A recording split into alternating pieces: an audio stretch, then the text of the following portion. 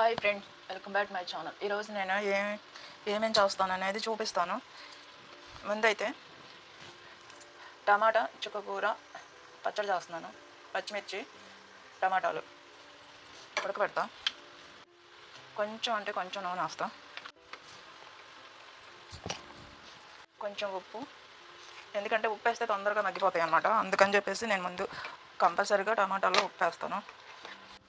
టమాటా అయినా ఆకుకూర అయినా ఫస్ట్ అవి కొంచెం మగ్గాక చుక్కకూర వేస్తాం. ఇప్పుడు ఇదైతే నేను పొయ్యి మీద పెట్టేస్తున్నాను.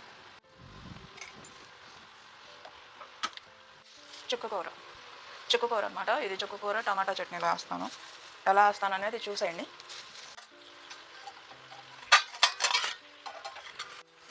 చుక్కకూర వేస్తే చింతపండు వేయకూడదు, ఎందుకంటే పుల్లగా ఉంటుంది కాబట్టి.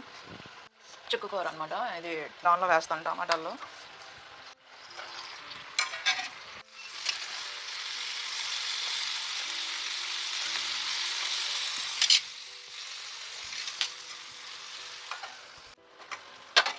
దీనిలో చుక్కకూర కూడా పెట్టేస్తున్నాను.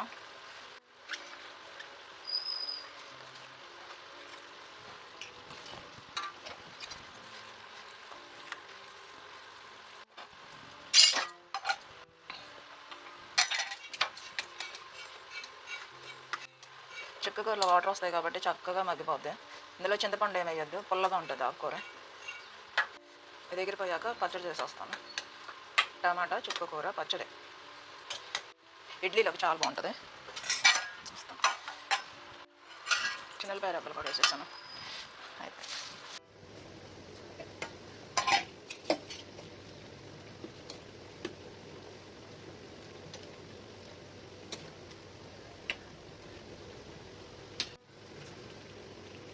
కొత్తిమీర,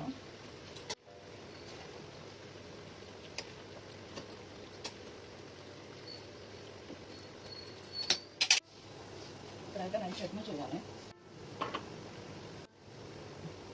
కొంచెం రాసిన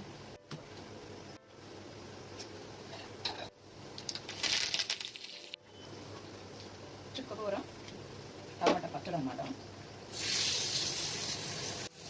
అంటే చాలామంది పుదీనా కొత్తిమీర టమాటా వేసి పచ్చడి వేసుకుంటూ ఉంటారు కదా, విడివిడిగా పుదీనా టమాటా పచ్చడి అని ఏంటని. అలాగే నేను చుక్కకూర వేసాను అనమాట. చాలా బాగుంది, టేస్ట్గా. మీరు కూడా ఒకసారి ట్రై చేయండి. ఎందుకంటే చుక్కకూర పుల్లగా ఉంటుంది కాబట్టి మనం పచ్చడి వేసిన చింతపండు వేసిన అవసరం లేదు. టేస్ట్ కూడా చాలా బాగుంటుంది.